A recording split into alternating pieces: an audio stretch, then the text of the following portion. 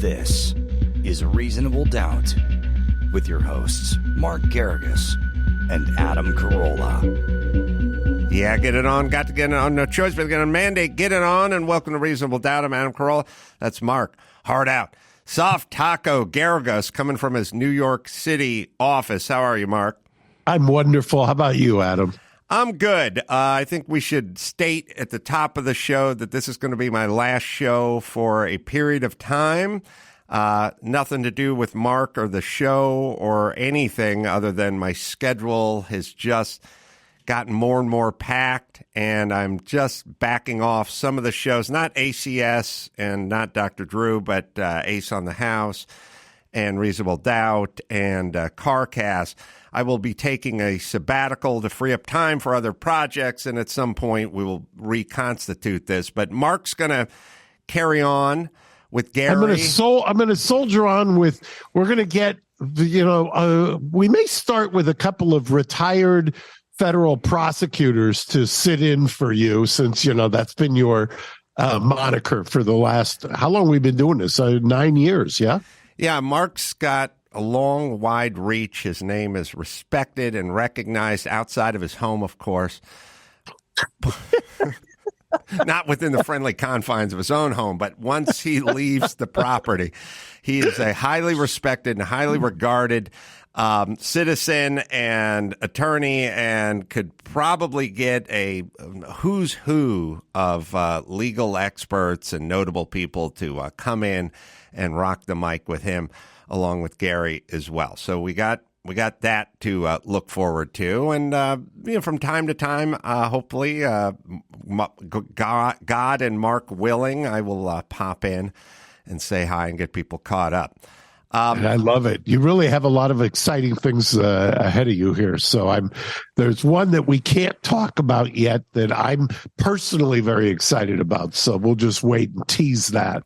Yeah. Also, and I'm going to be everywhere. So you can just go to amcroll.com and find out what city I'm going to be in. So, Mark, what's on your mind? Is there stuff I have stuff.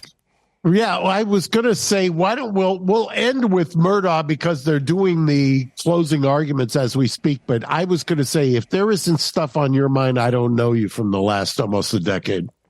I guess as we speak, the Supreme Court is considering the Biden student loan.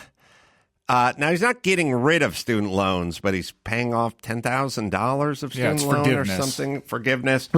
And, it's very interesting because if you, as anybody who's listened to this for the last number of years will know, you can we generally try to read the tea leaves from the oral arguments. And the oral arguments yesterday were very interesting because the Chief Justice was asking, can you explain to me basically how canceling billions of dollars of debt qualifies as a modification or comports with the word modify? Now, what Biden's relying on is after 9/11, we gave the president the right to forgive student loans for veterans and people that may have been, I think, enlisting to go fight a foreign war, which that made sense to me. I think most Americans would say, yeah, if the guy wants to enlist and he has student loans and he's now going to quit his job and join forces with Uncle Sam, then I could see us forgiving that student loan. But I think Biden is now taking that and trying to spread it across the land. But it doesn't feel like that one's going to hold up.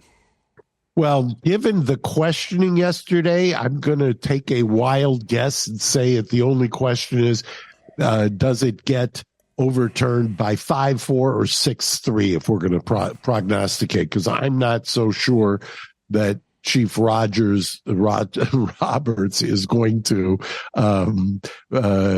be on the side of the 3 votes that I think are going to vote to say that it's okay, and that the statutory interpretation is basically given a wide berth, that you can say this is a modification and therefore it's okay. Because that's what I think what's going to come down to. They're going to say that this exceeds any statutory interpretation of what the language is, and that they're basically trying to put a square peg into a circle.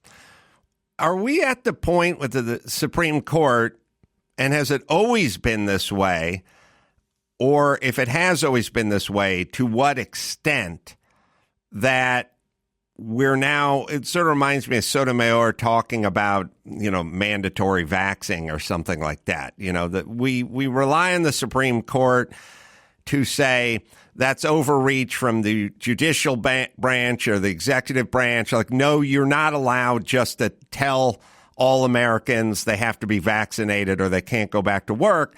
And then we go to the Supreme Court and they go, argue that out, tell us how this is. Or you're not allowed from the executive branch just to cancel or modify school debt.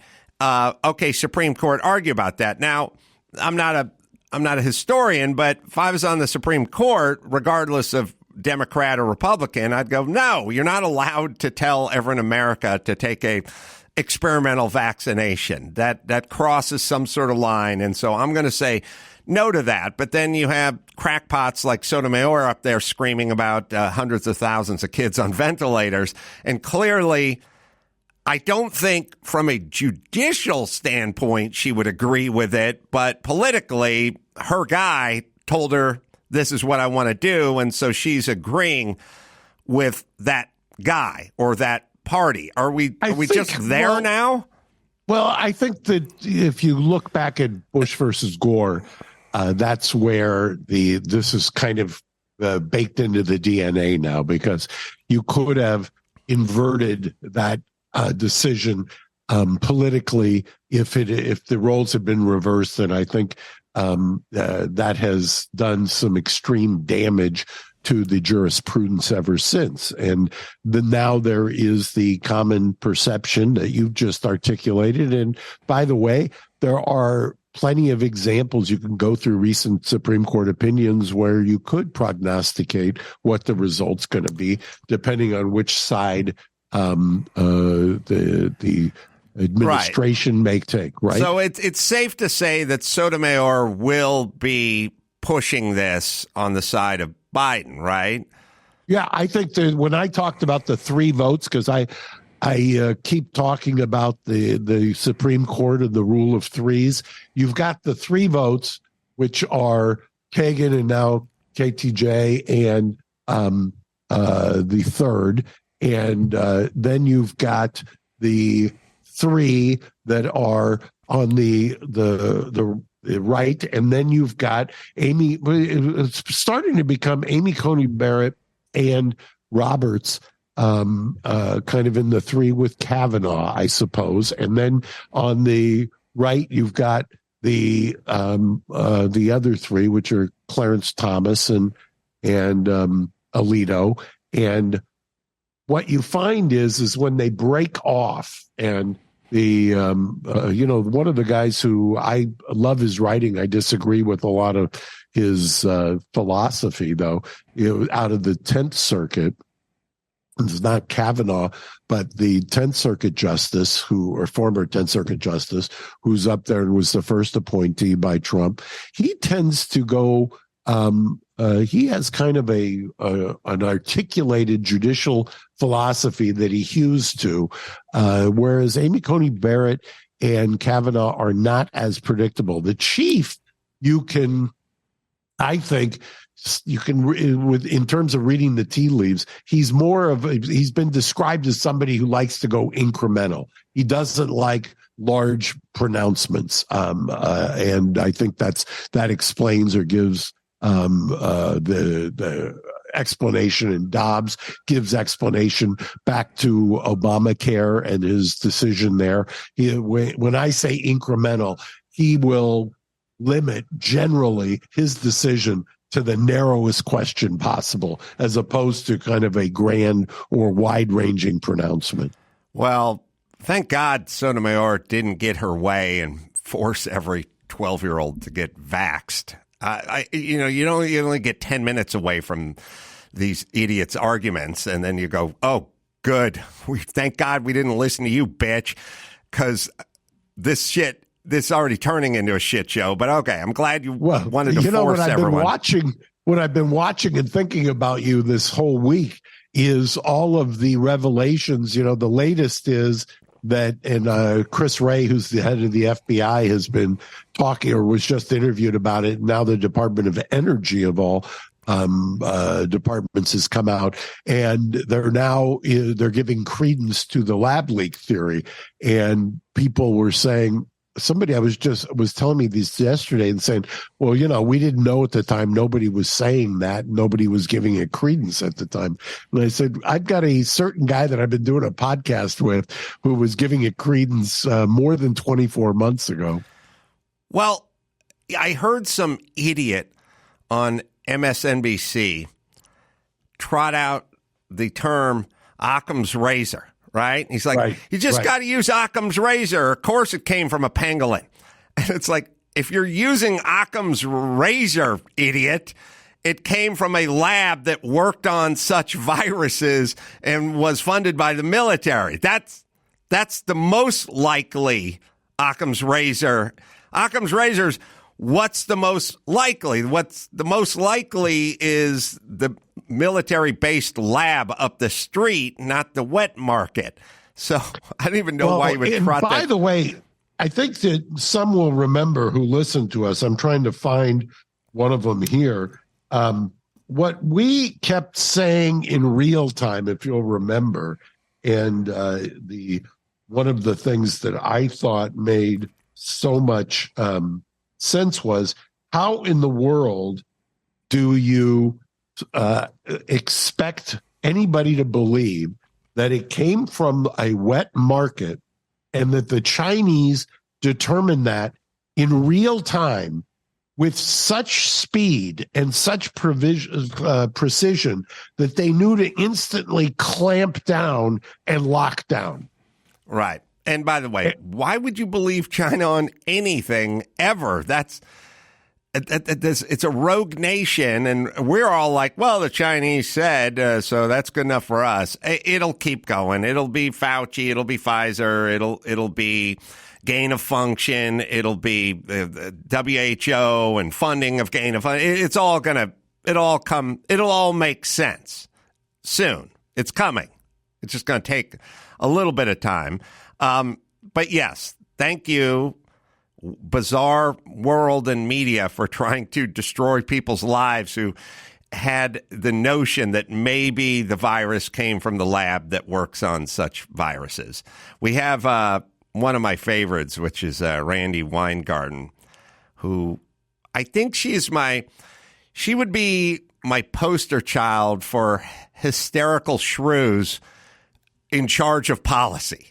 Now, she's not in charge of policy. She's in charge of bending people who are in charge of policy her direction, because she runs, I don't know what's the student. Oh, she's the president of American Federation of Teachers. So the way it works is the politicians are in the pocket of the teachers' unions, and the teachers, for reasons unknown, do not want to go back to work. So then she pressures the politician, and then they shut the schools, and then the kids suffer. Magically, the schools are open in many other states. There doesn't seem to be a problem. No different between Disneyland being closed and Disney World being open. You have an A and a B.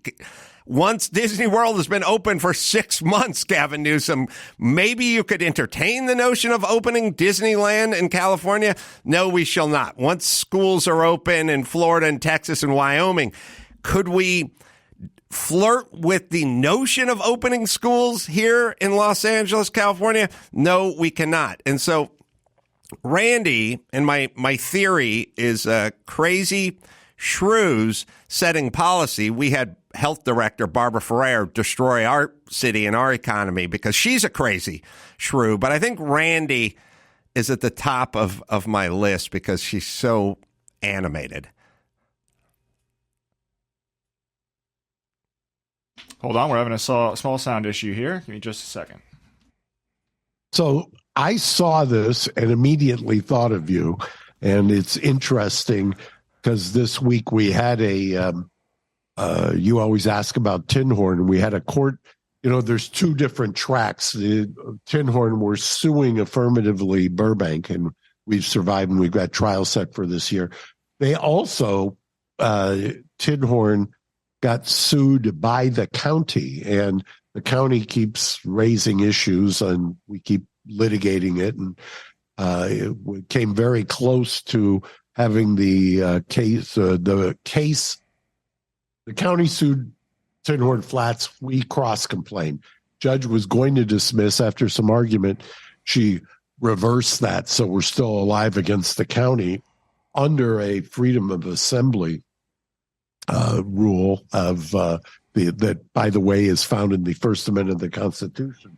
And the argument is well, they weren't targeted. That's what the county says. We didn't target Tinhorn Flats, to which my response is, oh, really? I have cross-examined already in the separate health hearing the inspector who went out there every single day because Barrett was out shooting his mouth off complaining about it. And you think that out of how many restaurants I've heard are in Southern California, something like 30,000, and I may be grossly underestimating it. And out of all of those restaurants, where did they go every single day to cite for the violation of outdoor dining?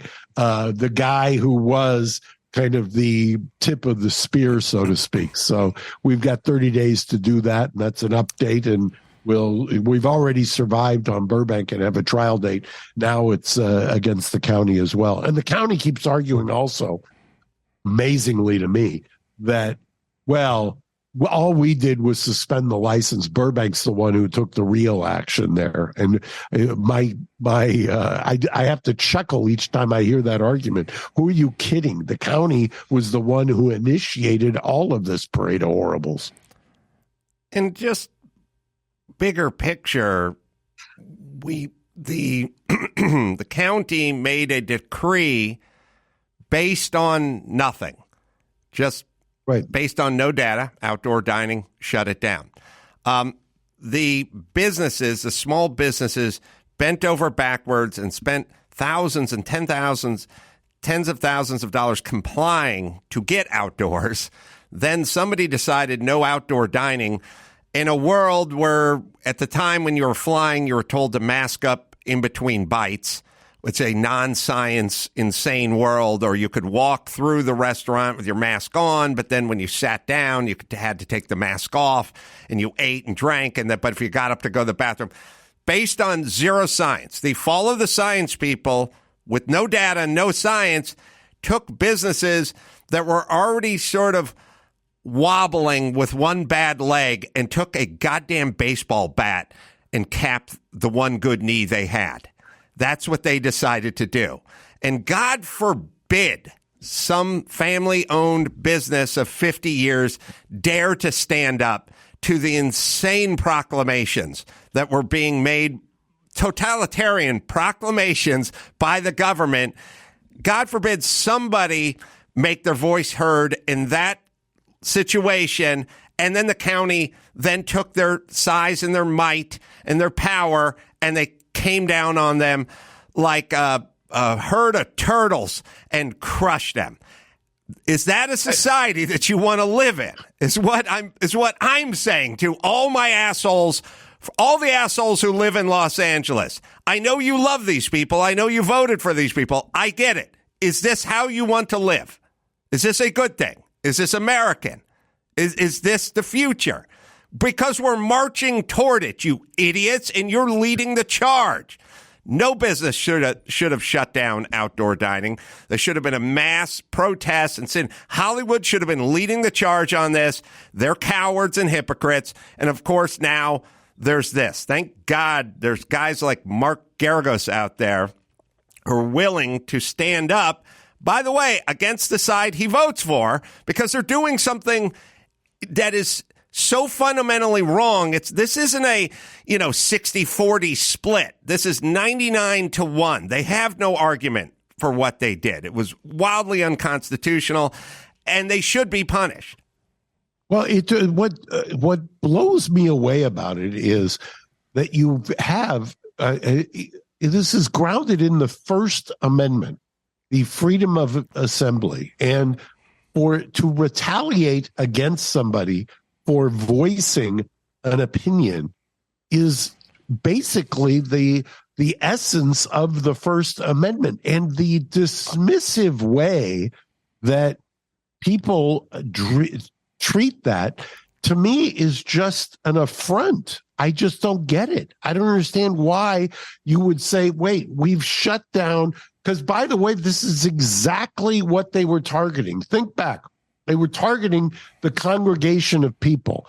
They didn't want people to congregate. I've said it many times. The health czar of the state, when he heard that the trial judge was going to overturn this, said, well, we know, basically, in essence, we know there's no scientific evidence. We just want to get people inside. We don't want them congregating publicly.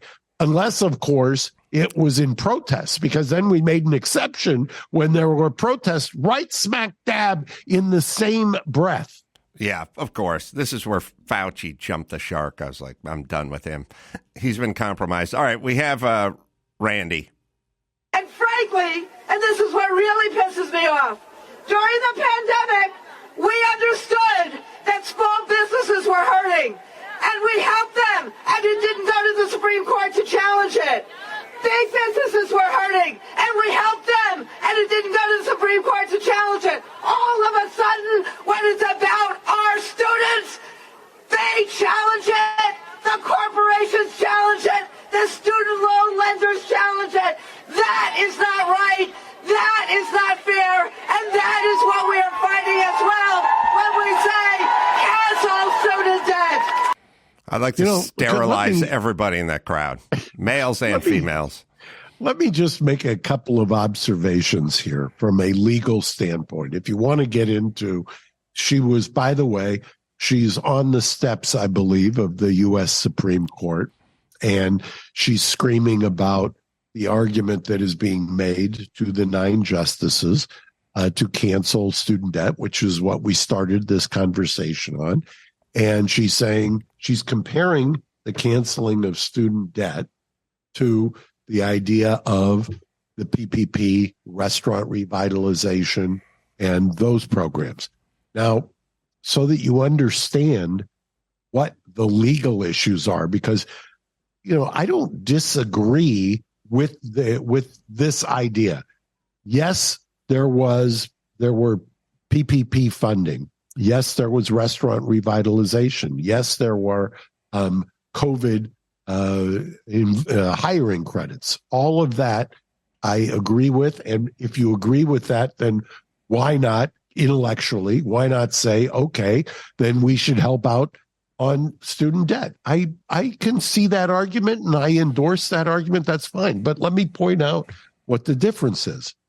For the aforementioned things, whether it was PPP, restaurant revitalization, which is a separate program, it was enacted by the legislature, signed by the executive. We went through the process.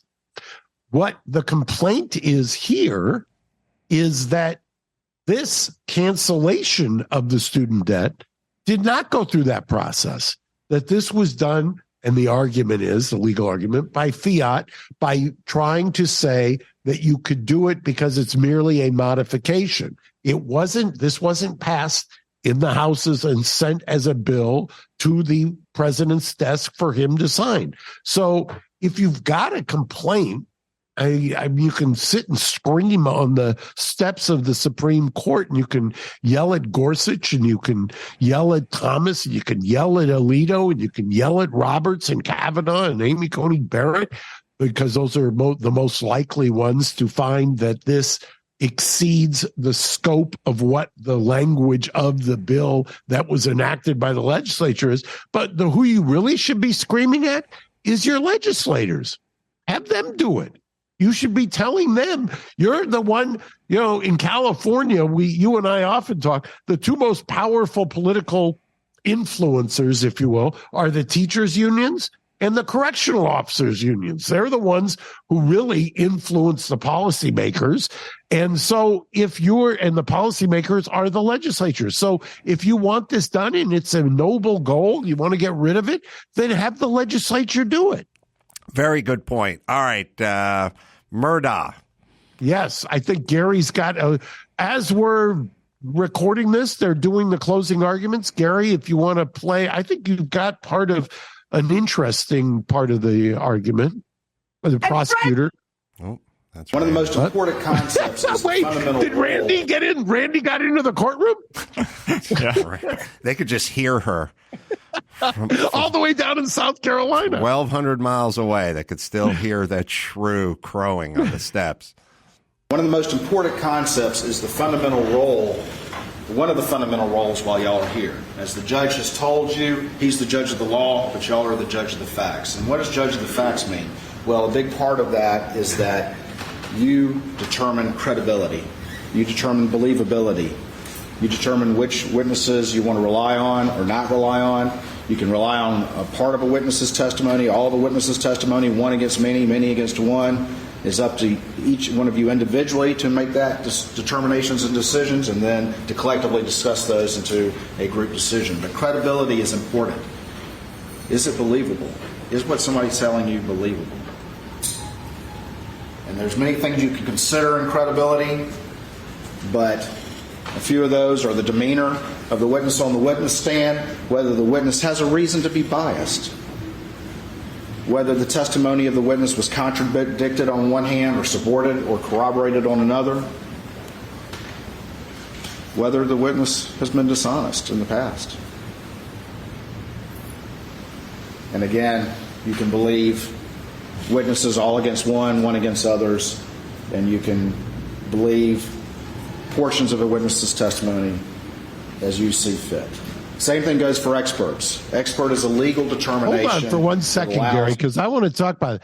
This is interesting to me. If I'm the defense lawyer, if I'm Dick or Jim who are trying this case, that's precisely what I would be arguing. Mm-hmm. I would be arguing that one portion of credibility where it says many witnesses against one. The law is that Alex Murdaugh can get up there, and by the way, you'd kind of condition it by he didn't have to take the stand. I couldn't keep him off the stand. He was up there. He told his story, and the law recognizes that he can tell the story, and not only can he tell it, but he could be contradicted by a great many people, and that doesn't mean he's lying. You could disregard the others if you believe him. So it's an interesting kind of flip of what the prosecution and defense usually does. Usually it's the defense. I mean, the prosecution is up there saying, use your common sense, blah, blah, blah. That's the old circumstantial evidence is as good as direct evidence, and that whole route. Anyway, Gary, play next, and then we'll see how he finishes it off. Fit. Same thing goes for experts. Expert is a legal determination that allows them to give an opinion. Just because someone's qualified as an expert doesn't mean that you have to accept their opinion. You can judge that based on your assessment of the credibility and the relevance and the believability of that testimony. There's nothing different about that when someone's an expert. Right? Beyond a reasonable doubt, I talked about this at the beginning of the case, and it's our burden. It's a burden we welcome. It's how this system works, that we have to prove the guilt beyond a reasonable doubt. And what is a reasonable doubt? A reasonable doubt is a doubt that makes a reasonable, honest, sincere juror hesitate to act. It's proof that a reasonable person would not hesitate to rely on in their affairs. But a reasonable doubt is not and leaves you firmly convinced of the guilt of the defendant. So, Mark, would you put your client on the stand if you're defending Murdaugh? Yes, I will tell you that that I don't think he had anything to lose. He was facing life without parole in South Carolina because of the kind of unique nature of their sentencing scheme for violating a fiduciary and trust. So he's facing, on the financial crimes, he's already facing life without. Does he want to go down as the murderer of his wife and his son? Absolutely not. So if he's already going to get, and the evidence, I know that I'm always the one preaching presumption of innocence, but by the way, the evidence was overwhelming on the embezzlement. So he knows that. He's a smart man. He's a lawyer. He's been in that courtroom. He's been a prosecutor. He knows that. So why would you not take the stand, deny it? And by all accounts, it's kind of interesting the way this has been reported. It's been reported by some reporters that jurors were crying during the time he was testifying. It's been reported by other reporters that they were not. You have to be in the courtroom, obviously. You got to see it yourself. Even people who are in the courtroom have different views. I tend to think, given what I saw, even though I'm not looking at the jurors, that there's going to be some reasonable doubt amongst some of those jurors. Now, the question becomes, and I was trying to explain this to somebody yesterday, you would understand it because I've explained it to you many times. When you get back there, there's always going to be divisions. I mean, almost always. I mean, sometimes you get quick verdicts when a case is either collapsed for the prosecution or it's overwhelming for the prosecution. But in most cases, there's going to be a disagreement. Then it comes down to the dynamics of the 12 people. Who's got the stronger personalities? Who's got the better argument? Did the lawyers do the job by understanding who the stronger personalities were that were going to be able to articulate their point? And did you give them the arguments that they can then marshal to point to the evidence when they're arguing back in deliberations? And that's what closing argument's about. And by the way, once again, I'm amazed by this prosecutor because he's arguing the points and the law that I normally would be arguing for as somebody who's defending the case. Well, you can continue to get Mark's and whatever notable guests on, including Gary, as well, if you continue listening to this show, which I highly suggest that you do. I will take my sabbatical, but I shall return. I'll be in Vegas, March 9th, over at Jimmy Kimmel's Comedy Club, and then Naples, Florida. I was just talking to our friend John. He said he's coming out. John invited. He said, what, the 24th and 25th? Yeah, I said, we'll try to see if Garagos is in town. I said, knock yourself out, Johnny. But I'll be in there on 24th, 25th, off the Comedy Club. Mark, what do you got? I'm going to do a pitch for Alex Anani. Go to alexanani.com. Also subscribe to LA Magazine or Orange Coast Magazine. And if you're looking for something to eat and you're in New York, stop by Grand Central. Go by either Prova Pizza, Dirty Taco. Say hi to Jake. Try the duck skin, in my humble opinion. That's the best thing he does. Yeah. And if you're in Los Angeles, stop by Engine Company 28 downtown or at LAX Terminal 8. So, until next time, Adam Carolla for Mark, Hard Out, Soft Taco, Garagos, saying mahalo. Thanks for listening to Reasonable Doubt. Tune in next Saturday for an all-new episode.